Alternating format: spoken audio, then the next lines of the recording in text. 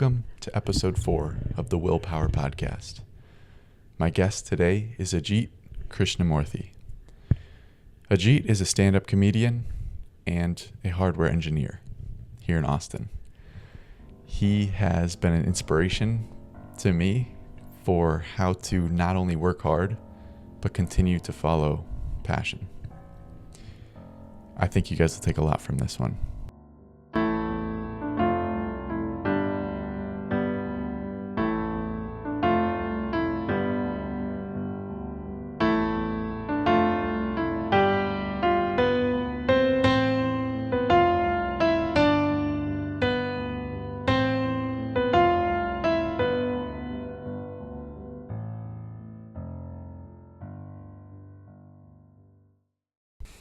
All right, Ajit. So, what initially drew you to stand-up comedy? That's a good question. So growing up, my brother and I have a younger brother, and my brother and I, we were really into comedy of all forms. Mm-hmm. In India, there are a lot of TV channels where all they show on TV on these channels is clips from movies, like comedy scenes from movies, and my brother and I would watch it like all day, every day, and we'd like quote things at each other. We always loved humor and like watching funny things, and that kind of kept on from childhood to when I grew up as well. And when I think I was in 8th grade perhaps, when we got Comedy Central on cable TV in India. Oh, okay. I guess to give you some context, I grew up in India, not in America. So that was a game changer for me, getting access to... So how old were you at that point? Like 13-ish, 12, okay. 13 is it's like when the perfect time to get in there. Yeah. And that was... Before that, American style stand-up comedy did not really have much of a foothold in India. There was almost nothing of that happening in India, and then I got access to Comedy Central, and that was amazing. Changed I was like, whoa, everything. this is amazing. I need to watch more of this and learn and just watch this all day. Yeah. And that kind of interest stayed on with me throughout. And one thing I'm really grateful for that I had the opportunity for, kind of how I got into comedy, was I went to grad school at the University of Minnesota, and in school we had a comedy club, which was basically a student club where it was just a bunch of kids, all students, getting together. Some of them have had a few years of comedy experience. Some, like me, have never held a microphone before. We'd all get together, write some jokes, and just talk and hang out. And that was my first view into actual people doing comedy, and that's how I got started into comedy. So I'm very grateful for that. Because just going to like an open mic seems like so intimidating. It really is. Yeah. And going to an open mic, I don't know if you've ever been to one. I actually don't know if I've been at all, even just to watch. Right. And at an open mic, it's a space for people who are newer to comedy to try out comedy, and for people who've been doing comedy to try out new stuff. Yeah. So unless you have a support system already in place, no one is going to come out and give you advice for the most part, because inherently comedy is a very solo activity. So it's very difficult to find that kind of support when you're starting out at an open mic. So I'm very grateful that I had a very supportive and friendly environment where it was all students. We were all lifting each other up together. So if I had to start out at an open mic randomly, I don't know if I would have sustained or, would have felt motivated enough to continue. Yeah. So how long were you in that club? And like, at what point did you go from there to like doing comedy outside of it, doing open mics or booking spots, whatever? That's a good question. So I joined the club right in my first semester of grad school, but I didn't perform with them in my in my master's. I did it for 3 semesters, and in the first 2 semesters I had taken a lot of courses, and my course load was very heavy, so I didn't really have the time to dedicate to comedy. I would just go once a week to their meetings and hang out with them, but I never really got a chance to perform it. In my last semester of grad school, I thankfully had some more time on my hands, and I tried it. Every month we would put together a monthly showcase of students, and that was my first kind of performance of comedy, and I loved it right from there. And right after that, I started doing open mics, and again, thanks to my friends at the comedy club, we would all write jokes together and go to open mics together, give each other feedback and advice and criticism. So that was very helpful. So it was right after that I started. So that first one went well for you? Oh yeah, it went so much better than I thought it would. You know, people say that you're not supposed to like have a lot of notes when you perform, but I went up with 3 pages of paper with like all my jokes written word for word, and I was just reading them off the paper. I was so nervous, even though I had memorized the whole thing. Yeah. But it got a few laughs, and people found it reasonably funny, and I was like, oh, this feels amazing. I need to do more of this. So. Yeah, dude, I saw Tom Segura in Madison, Wisconsin one time. And Comedy on State? No, he did a theater there. I see. And he had a piece of paper. Like he didn't write out everything, but he would just use it to like check his bits, like to see. So it's like, yeah, you can totally do. I feel like it's like you can do whatever as long as it ends up being funny. That's true. Yeah. Or do you know William Montgomery? Yeah. He will like sometimes just read a joke, but it's like part of who he is. And yeah, exactly. Yeah, that is so cool. Yeah, because I've been a fan of stand-up for a while, and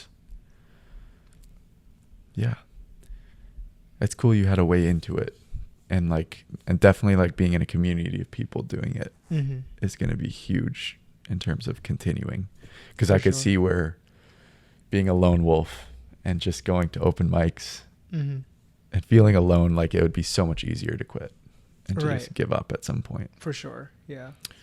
Were there any influential comedians who like you saw growing up or early on who you like wanted to emulate or just were inspired by? Yeah. So when I was in college, that was kind of when comedy started taking off in India. Before, I'd say 2012, there was no real scene in India to speak of. But after that, slowly people started coming in, and 2015, 2016 was kind of like an inflection point where the big players like Amazon and Netflix kind of entered the Indian stand-up market and started, producing specials there. And that was when, I saw a lot of stand-up comedy coming out of India itself. And I remember, Veer Das, I don't know if you've heard of him. He's a big Indian comedian who has also done a lot of shows and performed in America regularly, including like Conan and other late night shows. He was a big influence and I think inspiration for me.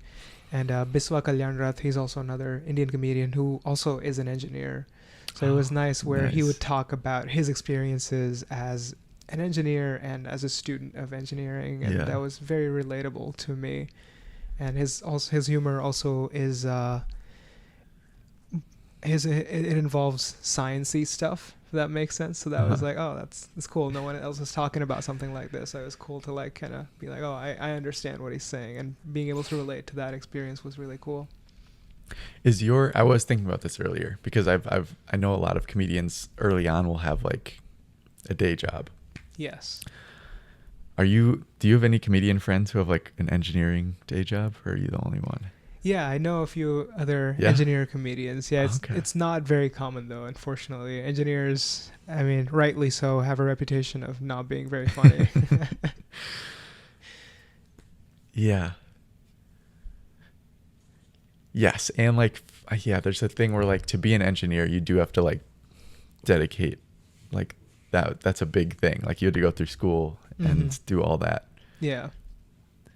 And when I think of I don't know why. I'm thinking of like a comedian who like did comedy and then did this thing on the side. Like they just worked to make money. Right. But yeah, interesting. Yeah, it's funny. Sorry, go ahead. Do you think your jobs, like being a comedian, being an engineer, do they supplement each other at all? I think it helps in my comedy to have this perspective of engineering. I think having a job where it's all about being analytical and precise helps to think in a different way for me to draw inspiration from and draw material from. And I think being an engineer has shaped some of my thinking and thought process, and having that kind of like a, you know, systems outlook of like breaking down a problem into smaller pieces and tackling it, and those kinds of approaches that kind of come with doing something that is like engineering helps with comedy as well, for sure. Yeah. And on the flip side, because I do comedy, ever since I started doing comedy, I think I've been a more confident person. Mm-hmm. I'm okay with uncertainties, and I'm okay with, you know, public speaking in general. It has really helped a lot to, like, when I'm presenting something, I'm not as nervous or fearful as I was before I started doing comedy. Right. That's what, for me, approaching women did that for me. Mm-hmm. I don't know if I've ever talked to you about this. Yeah.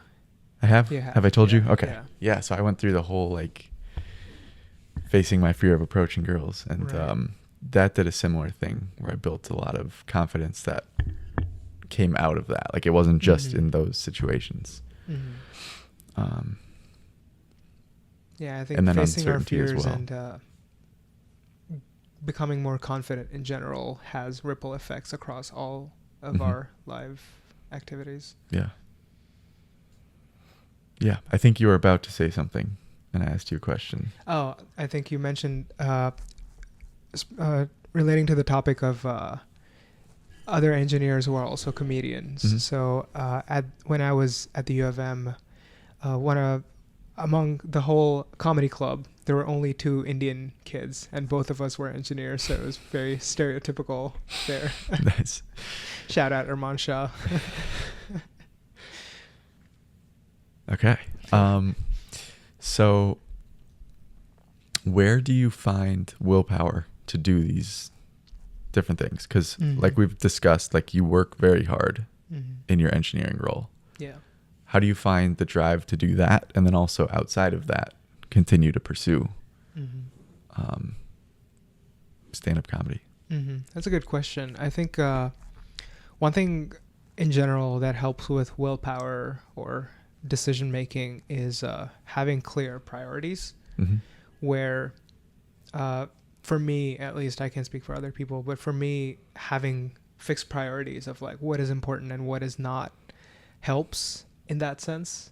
Where one of my big priorities, of course, is like, you know, sustaining my job and making sure that I do good on it, but also my comedy is very important for me, and it is a priority along with like health and family and other relationships. So it's all about prioritizing, and then even after work, if I'm feeling lazy, I feel like having that drive of being like, no, I need to work on my comedy. I need to go to an open mic because I have a show that I'm preparing for or whatever. It having that drive of that priority helps.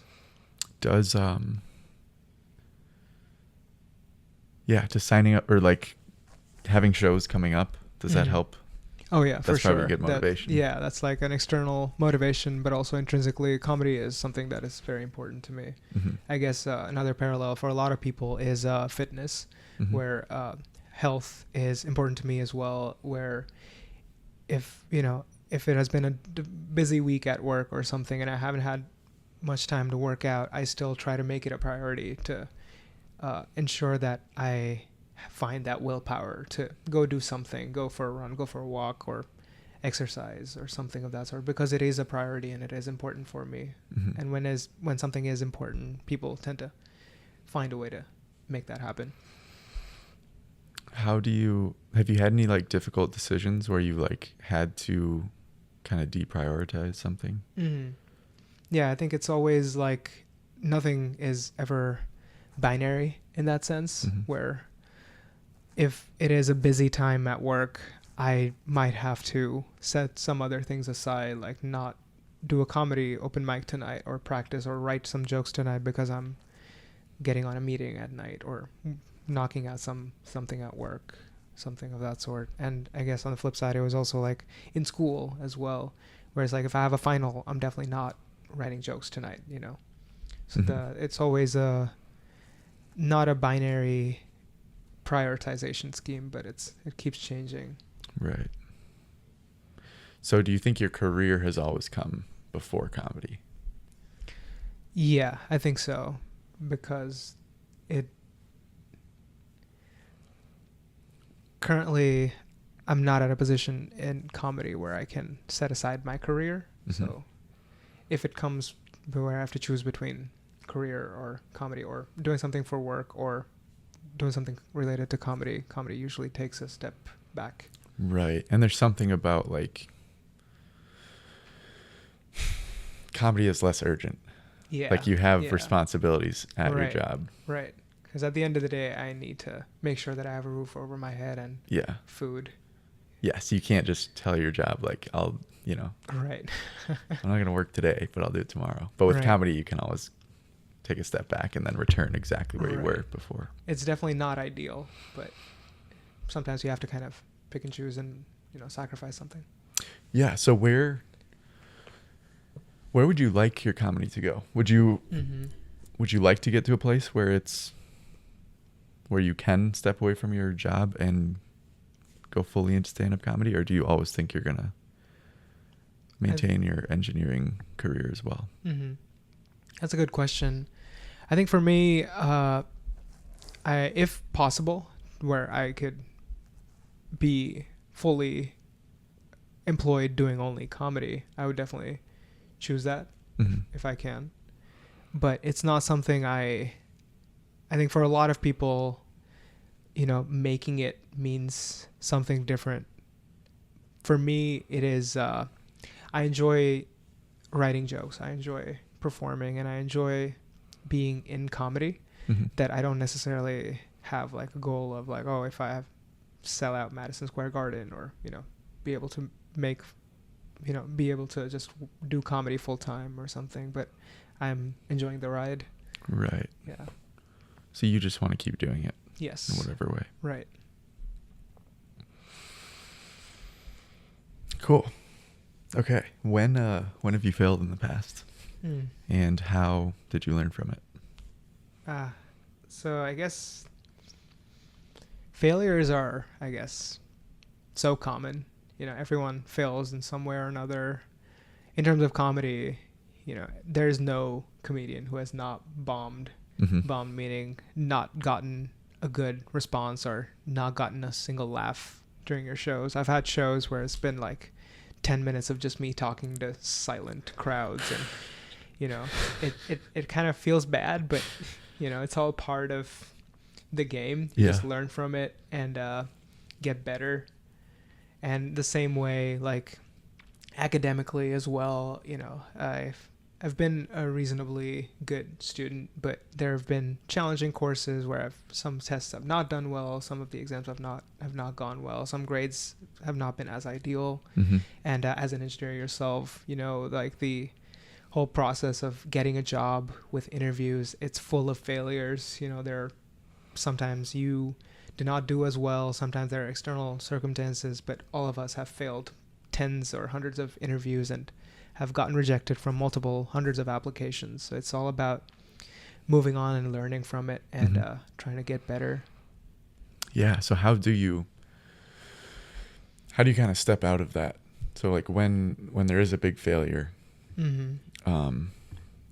let's say, so I run a group of guys who practice this approaching, like just talking to women.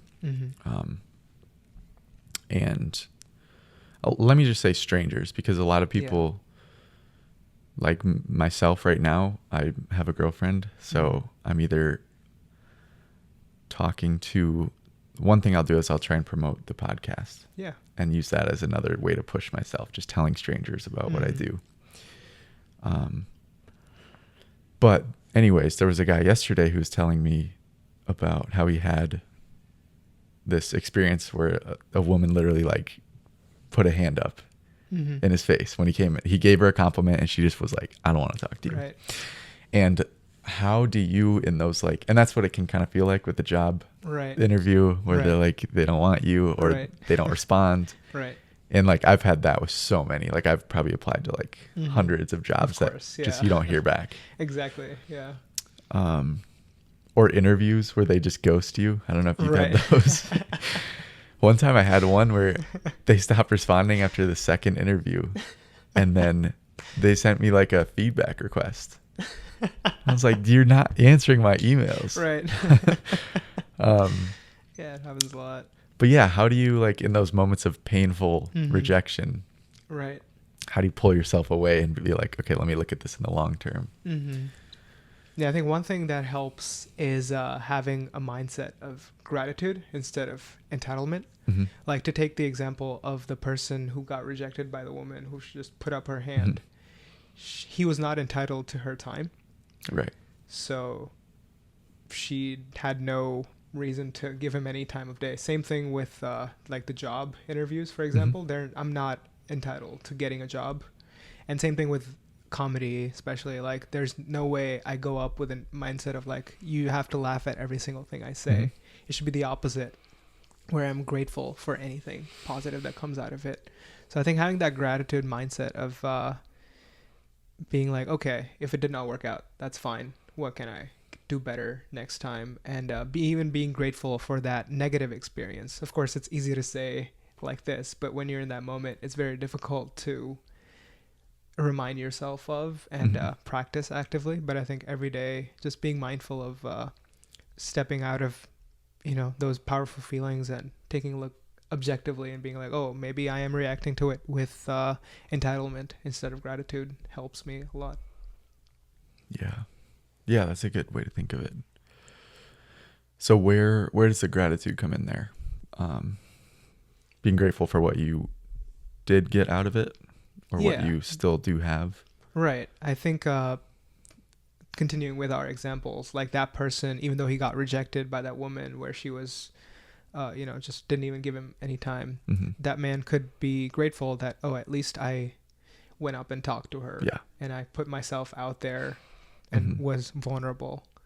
And in the same way, like being rejected from an interview, I could be grateful that at least I got a chance to talk to a real person. And even if I didn't do well, or if there were some other things that went wrong that ended up in me not getting that job, at least now I know what I can expect in the future for interviews.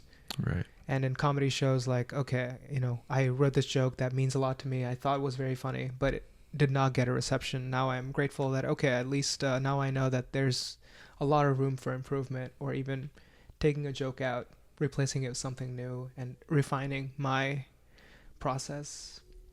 Yeah. Okay, that's a good one. Yes, with the woman rejecting him too. A good way to think of it is like, she saved us both a lot of time. That's true. Because she probably wasn't. Maybe she's just having a bad day. Sure. But I know I probably wouldn't want to spend a lot of time with someone who does that kind of thing. Yeah. And so she saved us both the time. Yeah, it's totally understandable. Yeah. We don't know what she's going through, and we don't know where she's at in life to respond in any way that we expect her to do. Yeah. So returning to the willpower idea, do you have like actually, I have a question about this. Do you have a vision of like your dream life?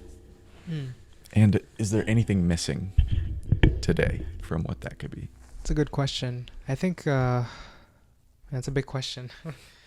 A dream life, I think, is for me, it looks like having freedom, and not just in one way, or like this nebulous idea of freedom that is very common in American culture, but having, for example, the financial freedom of being like, okay, I don't need a 9-to-5, and having the physical freedom of, being able to walk, being able to do physical activities and things like that, not having to rely on anyone else for that physical, just living my life. And other freedom of being able to pursue what I actually want to, be that, maybe that's comedy or anything else, but having that freedom to like pick and choose and build for myself the life that I want is the ideal life for me. And I think it's for me, I don't like to get fixated on one thing, because we change as we have different experiences, and we change, our perspectives change, our desires change, and our visions for our future might change. Like when I was 8 years old, I wanted to be an astronaut, and that is, I don't regret that I didn't become one.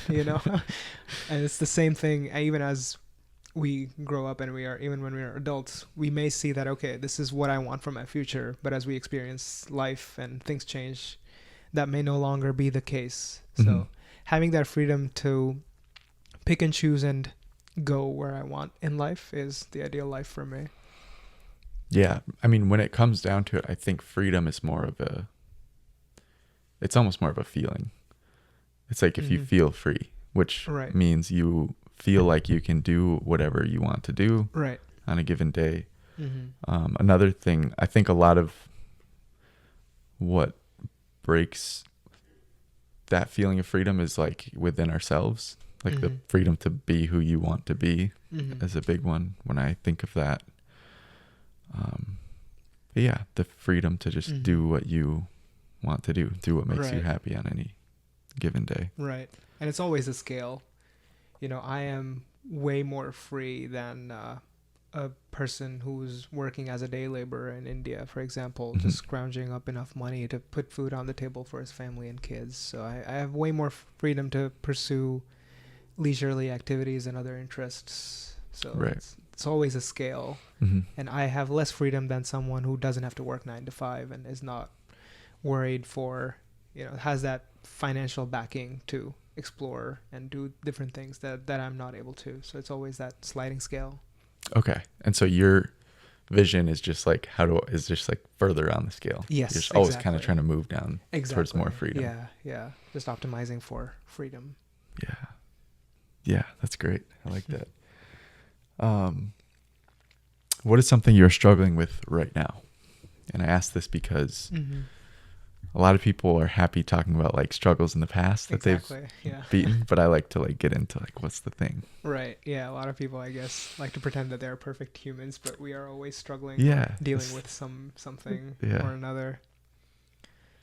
I think currently one thing I really struggle with that I've been trying to fight over the past like 2 or 3 years is my screen time on my phone. I think I am very sort of addicted to like this online how do I say this, like I spend a lot of time on social media and stuff, not necessarily putting out content but like consuming it. And these apps like Instagram, Facebook, for example, are designed to be as addictive as possible to hit our dopamine, give us like little dopamine shots in our brain to kind of keep us hooked. And I think I've kind of fallen prey to that, and I'm trying to be more mindful of my phone usage and my internet usage to make sure that I only use it for what's necessary, because these social media apps are very useful for connecting with friends and family and staying up to date and things like that. But it also is very easy to just scroll mindlessly, and I don't even realize that it's been an hour since I started scrolling, and that kind of mindless thought process in my brain I find it very destructive, or rather not productive. Yeah. Where I'd rather be learning something, I'd rather be reading a book or, doing something else that is not just switching my brain off and just scrolling for an hour. That is something I still struggle with, and I'm trying to effectively reduce my screen time and make my phone work for me and not the other way around. Right. Yes. Get like the natural dopamine hits. Exactly. That are not like artificially designed. Right. Because those are all optimized for like user time. Like the more time you spend, that's what they're trying to get. Right. Just like casinos, Meta has some of the brightest psychologists working for them to make sure these apps are as addictive as possible. So it's a very one-sided fight, and people, including me, are losing. It's a hard one. For me, it's been recently. I recently got onto Instagram after deleting it for probably like 3 or 4 years. I see. And I don't scroll. I don't even let myself That's good. scroll at all. Yeah. But I do check like the numbers. Mm-hmm. I'm constantly checking the analytics. Mm-hmm. And that's something I would like to stop, because it's not helping me at all. Exactly. Yeah. It's just like a fun little game that I'm like, oh, let me go check how this one did. It's that little dopamine hit when you see the view counter go Yeah, up or like exactly. counter go up. Yeah. Yep. And it's not, like I could just check it once a week. That's kind of what I want to do. Yeah. Just so I have an awareness Mm-hmm. of what works. Right. But yeah, not needing it every time. Mm-hmm. Yeah, that balance and a moderation is something that I'm trying to bring into my life as well when it comes to social media usage. Yeah. The other one for me has been YouTube lately. Mm-hmm. I've been spending too much time there. Yeah. Yeah, I have this idea that, I don't know if this is true, but I know our dopamine receptors, when they get hit with a lot of dopamine, they start to close off, and they become less sensitive to it. Yeah. Exactly. And that's why it's always like you need more and more and more. Right. And like the same thing doesn't always feel as good as like the first. Like if you don't do Instagram for a week and then you go on Instagram, it's like so much fun. Right. And so if you continue that train of thought, using up all of your dopamine in that sense of like closing off those, making those less sensitive, you become less sensitive in the natural world, right, where you could be getting dopamine from like working, creating something. Mm-hmm. And so it's almost like you're wasting dopamine by using it all up on Instagram or social media. Or whatever else is designed to like hit all those, which could be like fast food or any of those things that are designed to hit our dopamine centers. Again, this is just an idea.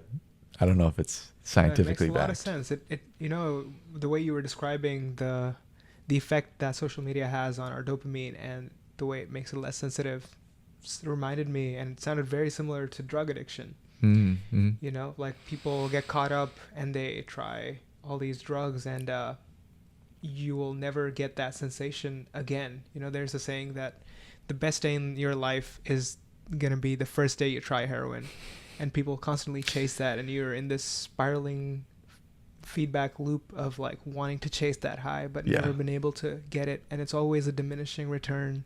Right.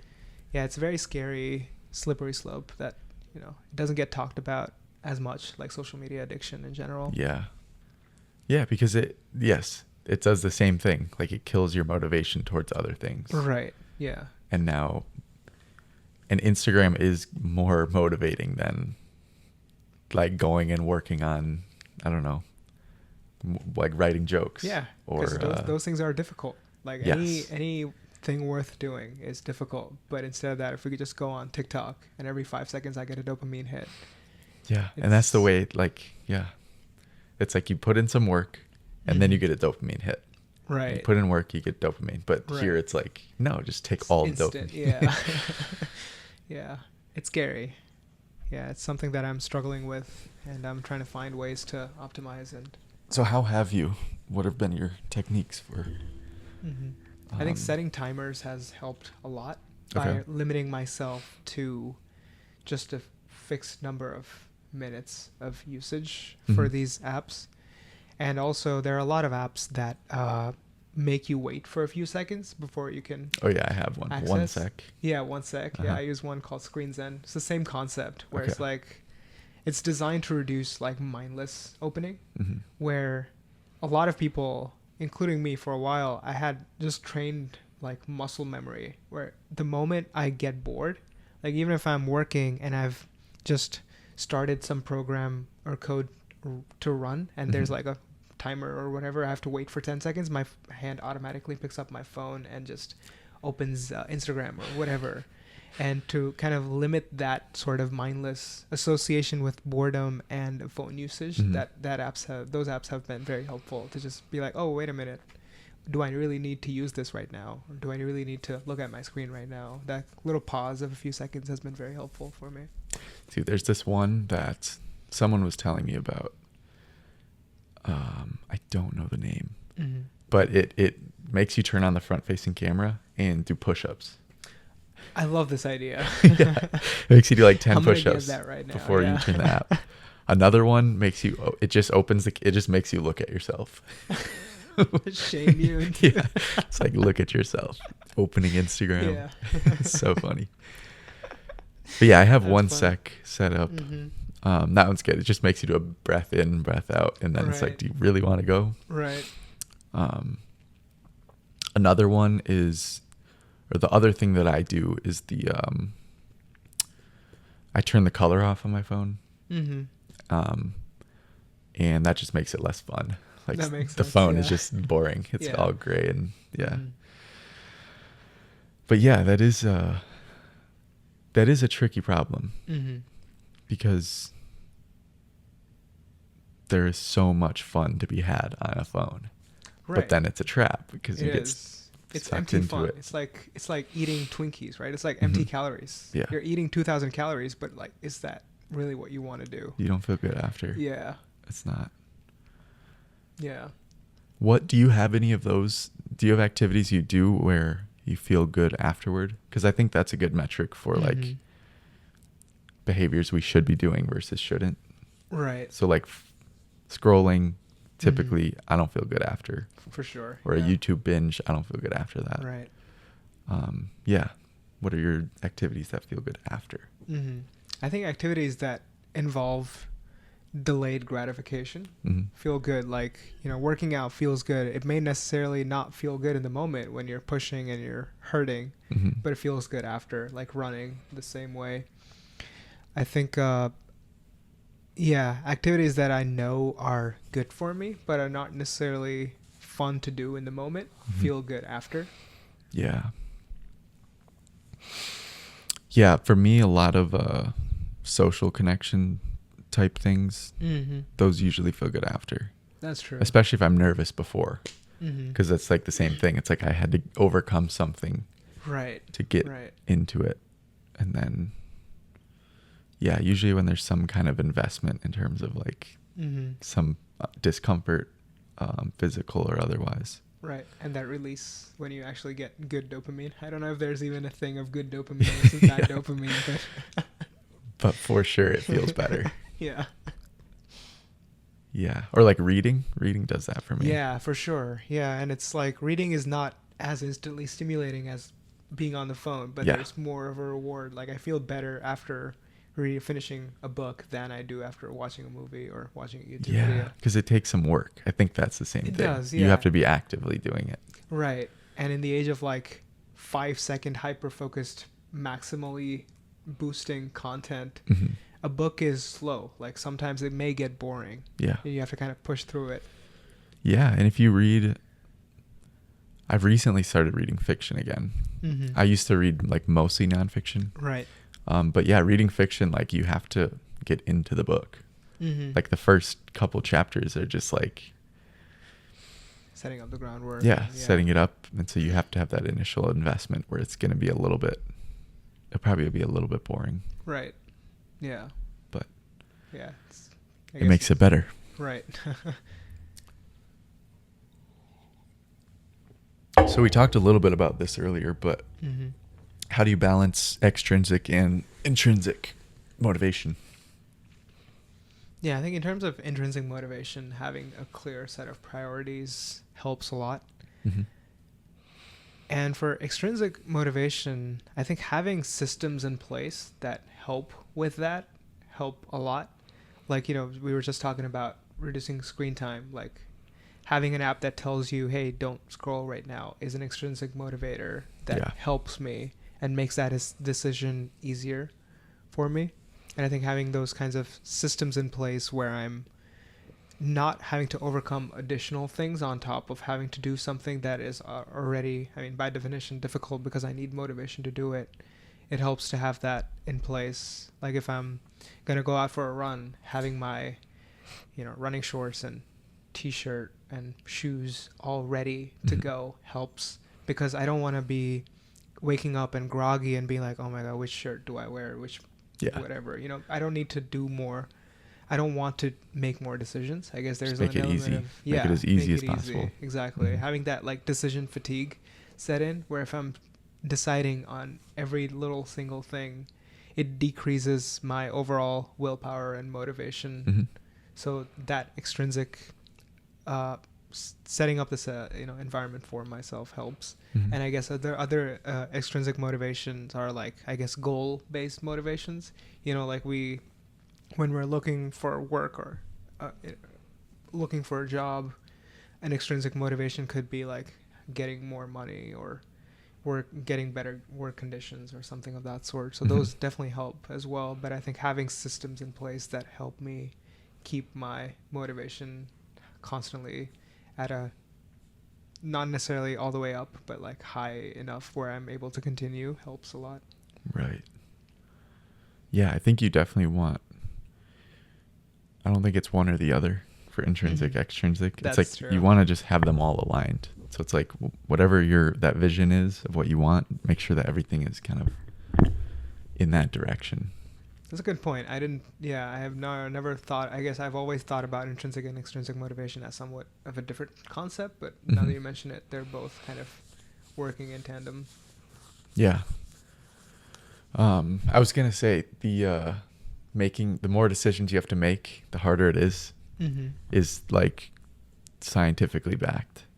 That like you kind of have a willpower reserve, that the more decisions you make, you like fatigue. Right. Yeah. Which is really interesting.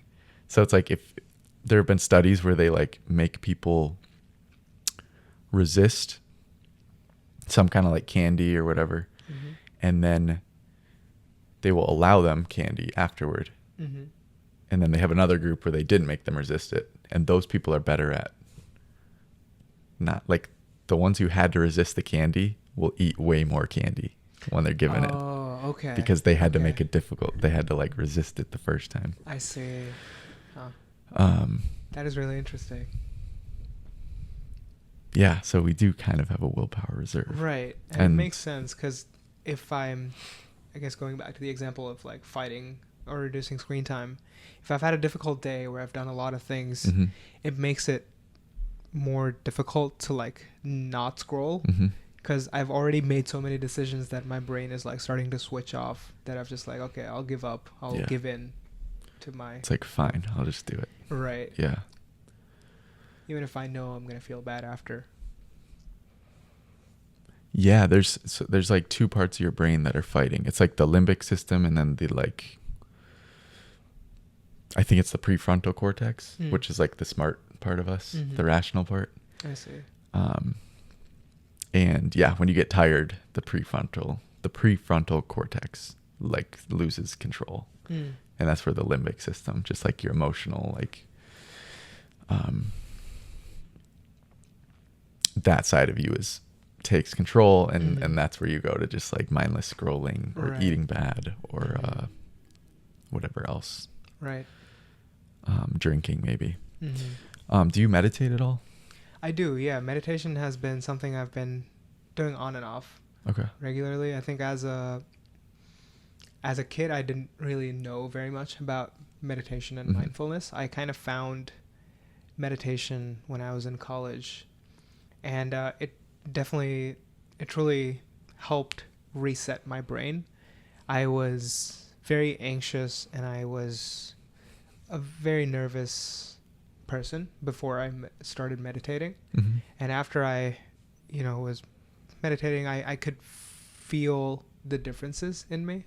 I am a more grateful person. I'm a calmer person than I was before I started meditating, and I find that my focus has improved a lot. So I only have positive things that I've gotten from meditation, and I truly want to. I've not been as regular as I want to be with meditation, but it's something I truly recommend to every single person, and I will continue doing. Yeah.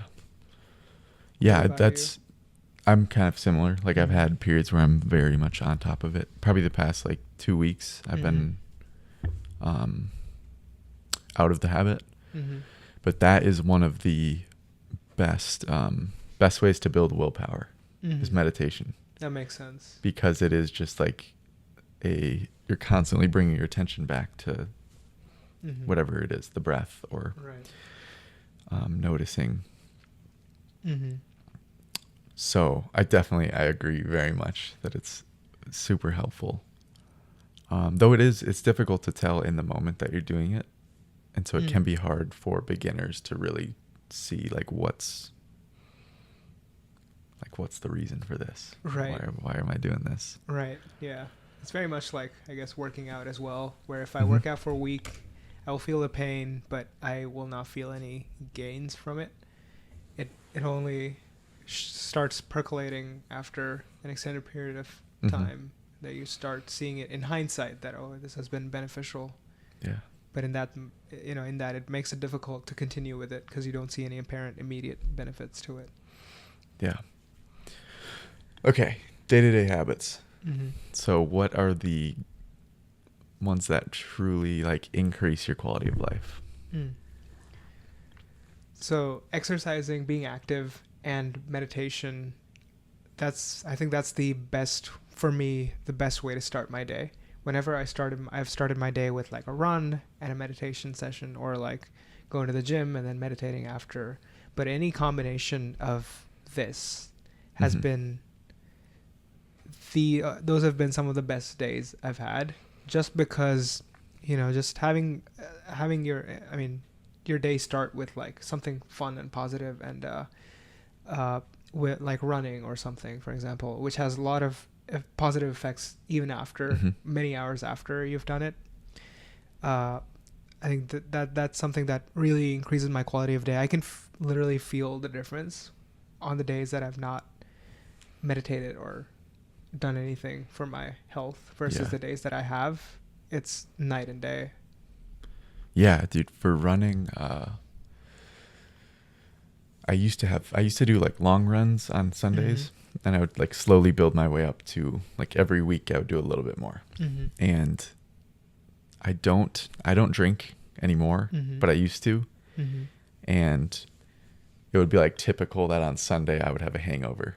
And do you drink at all? I don't drink at all. Ever? Yeah. Okay, cool. Or did you ever drink?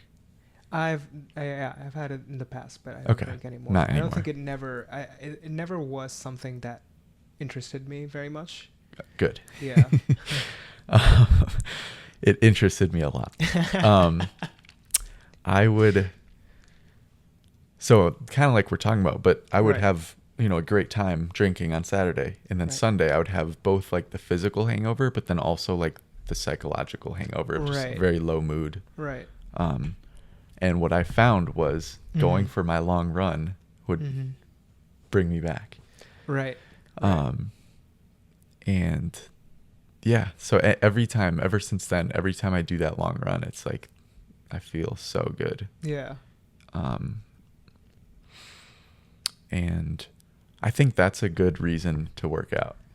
For sure. Yeah. It's just like, I'm going to feel good afterward. Exactly. Yeah. And it's a much easier way to motivate yourself than like the general idea of health, which, like you said, it's so far in the future. Yeah, and it's very nebulous. Like, what does good health even mean? Like, but having a quantifiable thing of like, oh, my day will be better. Exactly. Is very easy. I'm gonna feel great after this. Right. In like 20 minutes, I'll feel much better. Right. That's much easier to like motivate yourself with than like, oh, I'll live a little longer. Like this will come in handy in 50 years. Right. Yeah. Yeah, that definitely makes sense. For sure. Yeah, like I guess touching upon like feeling bad after drinking, like I've heard from, so a lot of comedians that I've spoken to feel like they feel looser or more comfortable on stage if they are, I wouldn't say drunk, but like if they have had some alcohol in them. I think, I don't know, so I cannot attest for that, but I feel like when you're doing something that requires a lot of focus, like performing of any kind, including comedy, I think being in the moment and being sharp with your senses is probably way more helpful than this idea of like, oh, I'm nervous, I need to loosen up a little bit. Yeah. So I think I definitely would recommend anyone who thinks that, oh, I sing better after I drink, or if I you know, whatever I want alcohol to help me loosen up, probably try it out without it. Yeah, it's I mean, for me, that thing was, again, talking to girls. Right. It was like, oh, I need to drink so that I'm not nervous. Right. But yeah, it's a very common idea. Yeah. But I don't know how much validity there is to this. I mean, it's like it's really avoidance. It's avoiding some scary emotions. I see. Like nervousness, anxiety, fear. It's just using alcohol to avoid feeling things. That makes sense. Yeah. And it's probably similar with comedians, which is like they get nervous to go on stage, and I'm sure you do. Every single time. Yeah, every single time I get nervous. But nervous. It's like you face the nerves and you go do it. Right. So it's, yeah. And again, for me, alcohol was just an avoidance. It was a way to avoid feeling things that I didn't want to. That's a good point. Yeah. Makes sense. Yeah. Okay. So exercise, meditation, kind of starting your day out.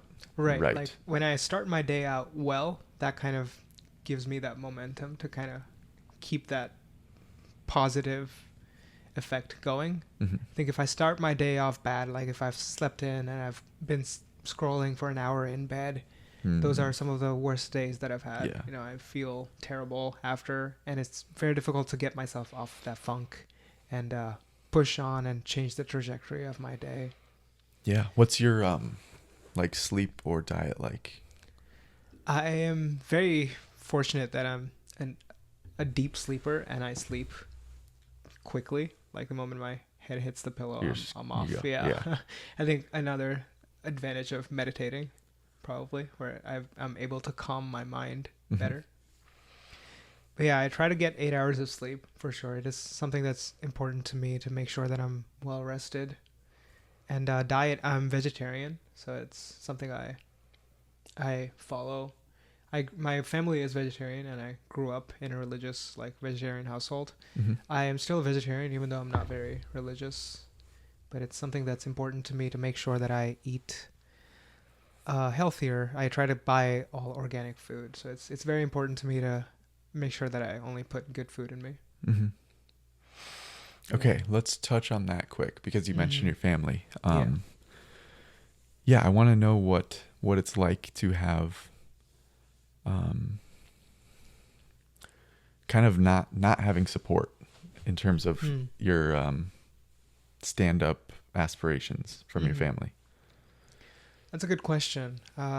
So to give you context, I grew up in India, and my family is a fairly conservative family where I guess India is, to give you even more context, India is a very populous country, but it's also a poor country. So there are fewer resources and more people to fight for those few resources. So it was an idea that was instilled into me by my parents, and it was instilled into them by their parents, and so on, that education is very important, and setting yourself up for a good chance at a successful future is very important. And in terms of that, it was all about like studying and getting good grades in school, and making sure that you get into a good school for college and grad school and all that, getting a good job and setting yourself up for your career. That is an idea that is like pervasive in many Indian families, including mine. So when on the flip side of that is that hobbies or other interests are discouraged. So many kids in India don't like play outside very much, because parents would rather they do their homework and get ahead in school than play. Like those 2 hours that they could spend playing with their friends the parents would much rather they spend it studying. And this kind of continues on where families want their kids to or even themselves to optimize for this idea of success, which is very one-dimensional. So in many ways, my family also feels similarly, where they are not very happy with me doing comedy. Of course, this is changing. I'm grateful that my parents and we've had many conversations on this. But initially, when I started it, and other hobbies that I've had in the past, it usually is a question of like, oh, but are you able to also focus on your studies? Are you able to also make sure that work is not being hampered and stuff? So that idea of like playing it safe is pretty restrictive in trying out new things and having that space to try something out and fail. So, my family has not been very supportive of me doing comedy, but I'm grateful to have that freedom, again, to touch upon the idea of freedom of like being able to make my decisions for myself and act on what I think is important for me without having to necessarily change my actions based on the approval or disapproval of my family or my peers. Did having that comedy group help when you were at the University of Minnesota? It helped in terms of getting me into comedy, for sure, but not necessarily in terms of my family. Like, it helped me a lot personally.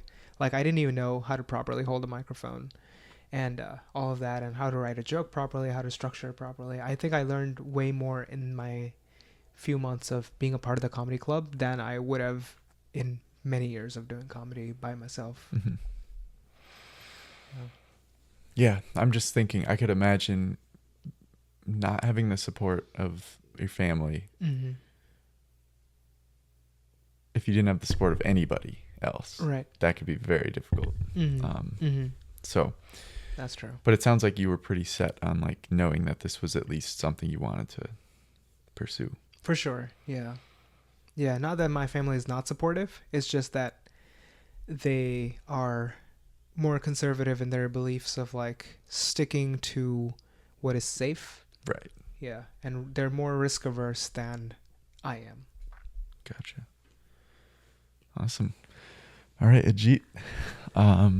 Where can people find you? People can find me on Instagram and TikTok at pajama_naps. It's PYJAMA_naps. I know we were trashing on all these social media platforms, but if you want to mindlessly scroll, I have a good page for you to scroll on. Awesome. Do you have any upcoming shows or anything you want to throw out there?